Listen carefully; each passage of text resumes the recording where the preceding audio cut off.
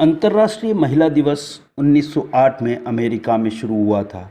धीरे धीरे ये पूरे विश्व में महिलाओं के उत्थान और विकास के लिए मनाया जाने लगा। इस दिन संपूर्ण विश्व की महिलाएं देश, जात पात, भाषा, राजनीतिक सांस्कृतिक भेदभाव से परे एकजुट होकर इस दिन को मनाती है। आज 2022 के अंतर्राष्ट्रीय महिला दिवस पर हमारे साथ है चंद्रावती तिवारी कन्या महाविद्यालय की उप प्राचार्य दीपिका गुड़िया आत्रे। मैम, एक बार फिर आपका स्वागत है वीर भारत न्यूज़ टाइम्स पे। और आज एक बहुत बड़ा दिन है, महिला दिवस। और जब हमने सोचा महिला दिवस पर किससे बात की जाए तो एक ही नाम और चेहरा हमारे सामने आया, वो आपका। आप एक फेमस डिग्री कॉलेज की उप प्राचार्य हैं और बड़ा संघर्ष के साथ आप आज यहाँ तक पहुँची हैं, जितना हमको पता है। मैम, क्या आप मानती हैं मैम 1908 के बाद से लेकर 2022 पर क्या महिलाओं का कहीं उत्थान हुआ है? क्या महिलाएं कहीं अग्रणी श्रेणी में आकर खड़ी हुई हैं तब से लेकर आज? बहुत बहुत धन्यवाद। और सबसे पहले तो मैं अंतर्राष्ट्रीय महिला दिवस की सबको शुभकामनाएं देती हूँ। और रही बात महिला दिवस मनाने की, तो निस्संदेह मैं तो ये मानती हूँ कि नारी जो है वो एक ऐसा ईश्वर की रचना है जो घर भी देखती है और बाहर भी काम करती है। तो अगर एक ऐसी रचना को सम्मानित किया जाना है तो निश्चित रूप से महिला दिवस मनाना बहुत संगत है। और मैं ये पूरी तरह से मानूंगी कि पूर्व में और वर्तमान में महिलाओं की स्थिति में बहुत ज़्यादा अंतर आया है। ऐसा नहीं है कि महिलाएं पहले सशक्त नहीं थीं, पहले भी बहुत सशक्त थीं। हर प्रकार की योग्यता, हम अपने पुराने इतिहास में अगर वापस लौटें तो हमारी जो क्षत्राणियाँ थीं, हमारी जो राजनीतिक महिलाएं थीं, वो मानसिक रूप से, शारीरिक रूप से, बुद्धि से, विवेक से हर प्रकार से सबल थीं। न्याय का क्षेत्र हो, राजनीति का क्षेत्र हो, या जैसे हमारे पुराने राजघराने हैं उसमें राजनीतिक समझ की बात हो, राजनीतिक निर्णय लेने की बात हो, तो बहुत सी वीर महिलाओं की हम बात करते हैं, उन्हें याद करते हैं, वो आज भी हमारा आदर्श बनी हुई हैं। तो वो समय भी बहुत सशक्त महिलाओं का था। लेकिन हाँ, मैं ये मानूंगी कि एक बहुत बड़ा वर्ग लंबे समय से चल रहा है जिसने हमेशा एक दोहरी मानसिकता अपनाई है। समाज में एक भेदभाव की स्थिति हमेशा रही कि स्त्री को ये नहीं करना है, लड़कियों को ये करने की परमिशन नहीं है, ये काम लड़कियों के लिए नहीं है। बहुत सारी पाबंदियाँ, बहुत सारी वर्जनाओं को स्त्री जाति ने झेला है। एक बीच में बहुत लंबा समय ऐसा भी आया, बहुत प्रकार के अत्याचार, दहेज प्रथा ले लीजिए, और भी तरह की आपराधिक प्रवृत्तियाँ जो बढ़ती चली गई स्त्री जाति के प्रति, जिससे ऐसा लगा कि ये समाज किसी भी तरह से सुरक्षित नहीं है। चाहे परिवार हो या परिवार के बाहर हो, एक असुरक्षा की भावना महिला ने झेली।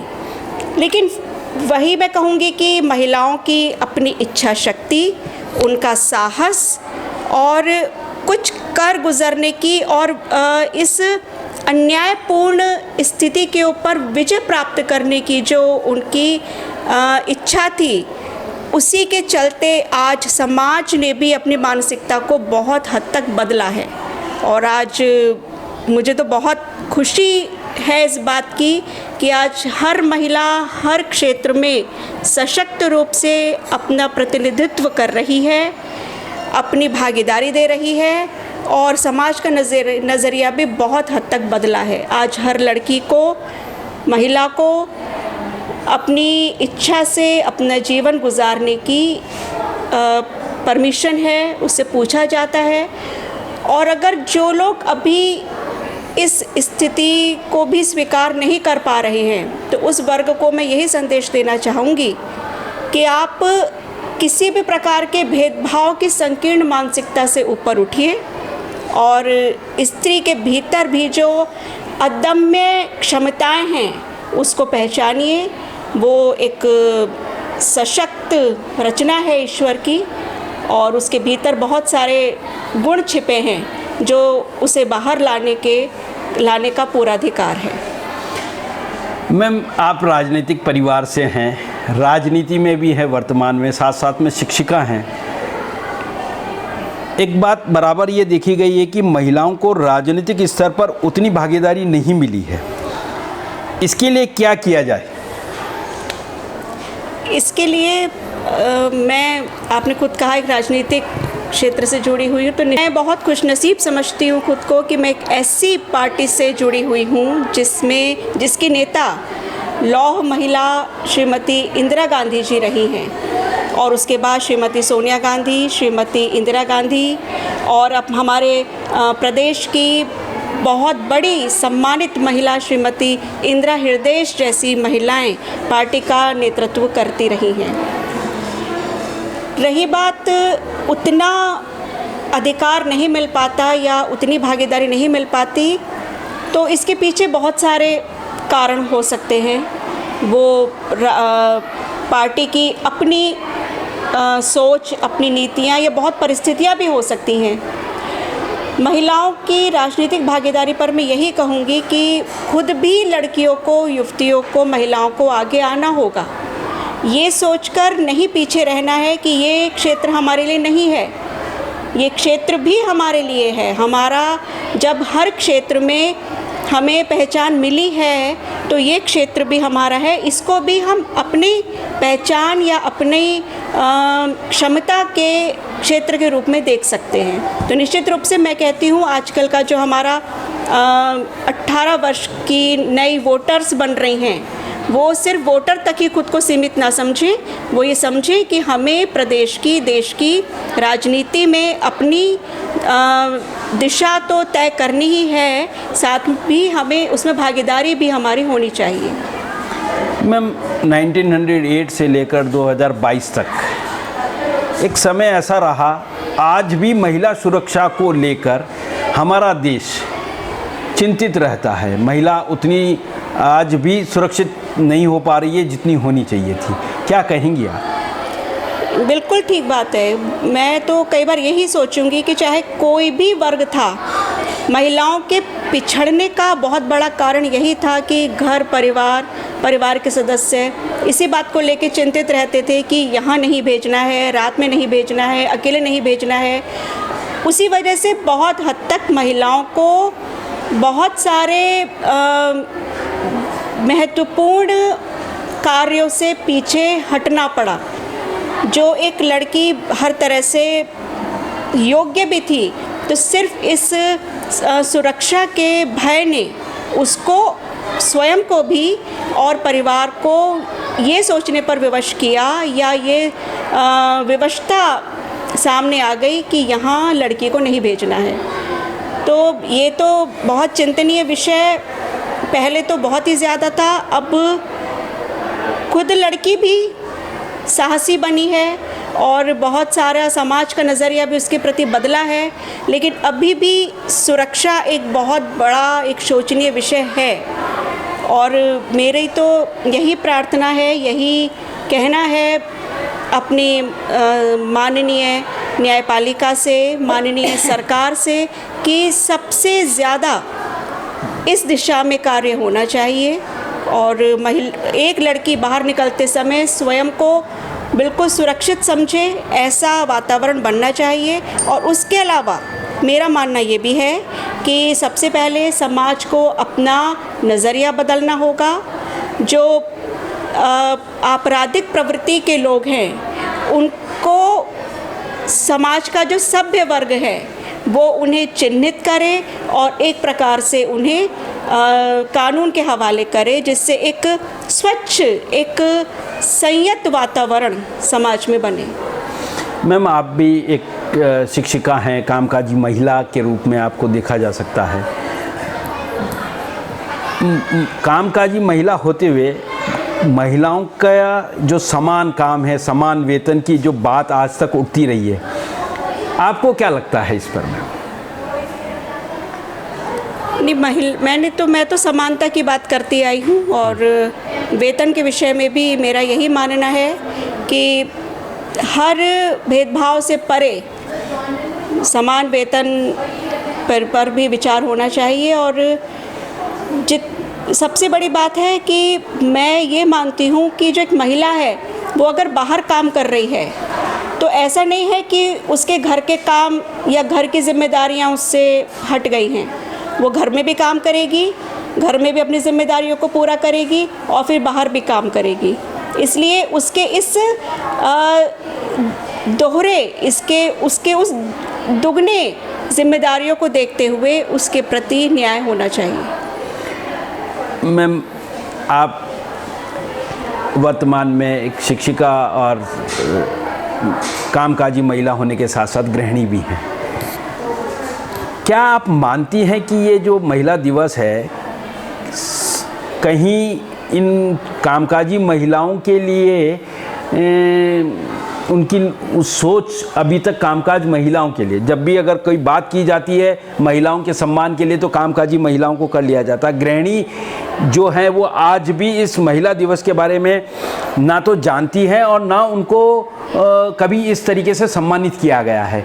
तो क्या आप मानती है कि जो गृहिणी है वो आज भी महिला होने के नाते आज भी कोई सम्मान नहीं पा रही हैं उस तरीके से? हाँ, ये तो मैं देखती हूँ अक्सर जो भी सम्मान समारोह होते हैं उसमें उन्हीं महिलाओं को चिन्हित किया जाता है जिन्होंने घर से बाहर निकलकर किसी मुकाम को हासिल किया है। और शायद इसके पीछे मानसिकता यही रही होगी कि एक जो समाज की बंधी बंधाई सोच थी कि महिला सिर्फ घर के लिए है, महिला सिर्फ इसे कुछ नहीं करना है, घर के काम ही तो करने हैं, घरेलू काम करने में कौन सी योग्यता, कौन सी बुद्धि, कौन सा विवेक। तो इस मानसिकता ने जो गृहिणी के कभी न खत्म होने वाले काम हैं उसको बिल्कुल शून्य समझ लिया।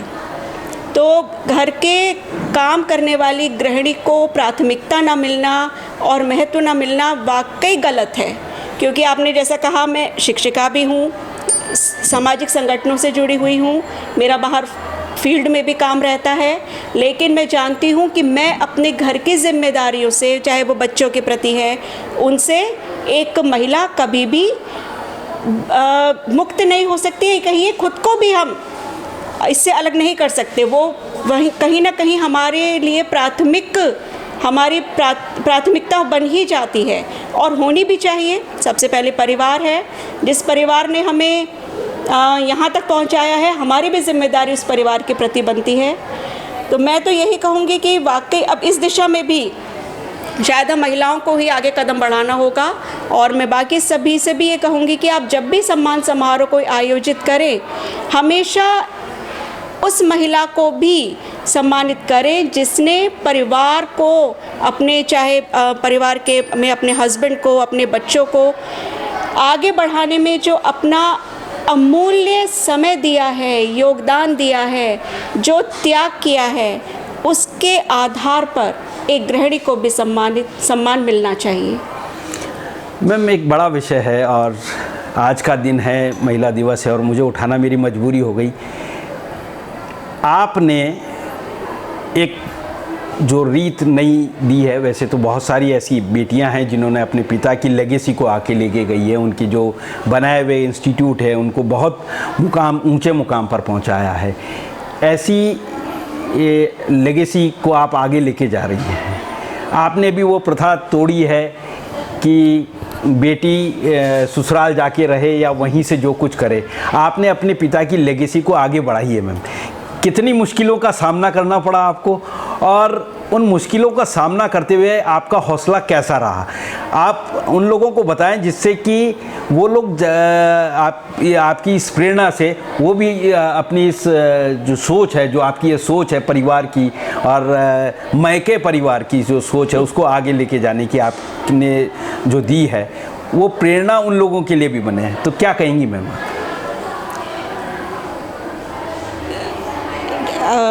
अपने पिता को स्मरण करते हुए सबसे पहले मैं उनको नमन करती हूँ।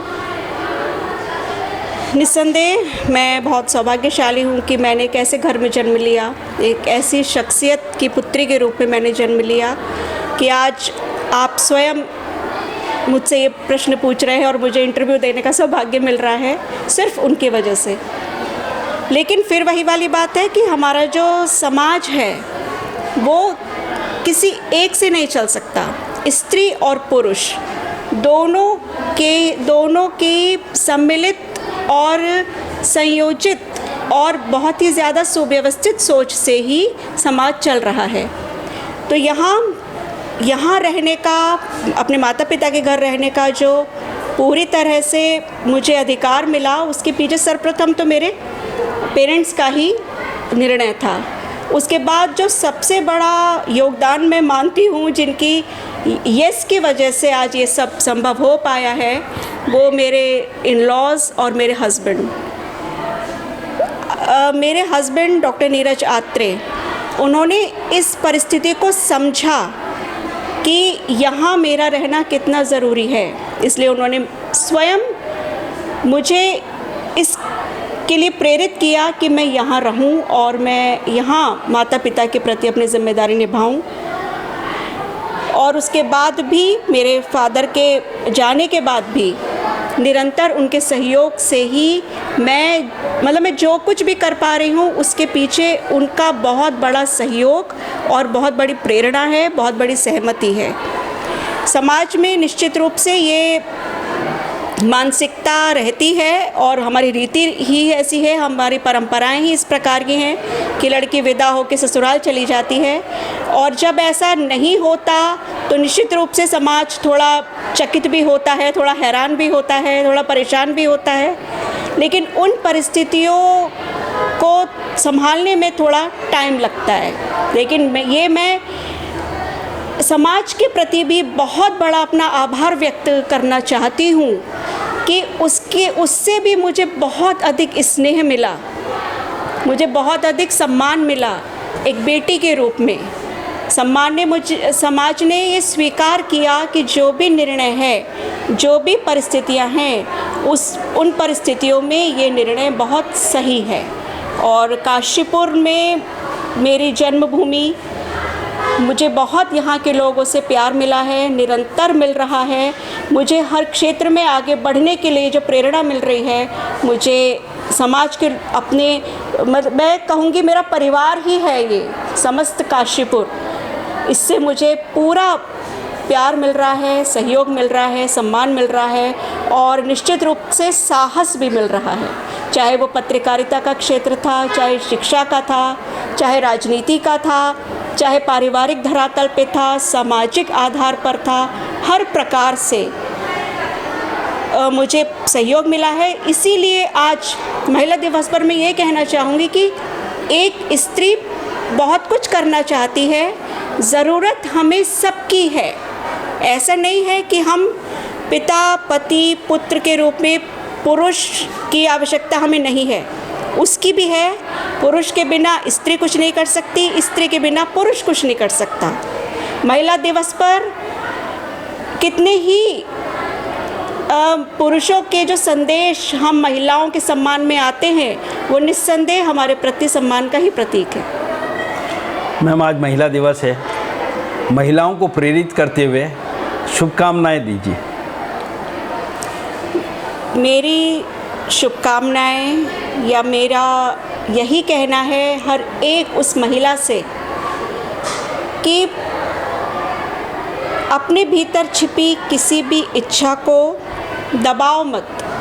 आज समाज का जो रुख है वो इतना परिवर्तित हो चुका है। साथ ही हमारे माता पिता, सबसे अधिक सोच माता पिता की बदली है कि वो स्वयं कहते हैं कि आप क्या करना चाहते हो।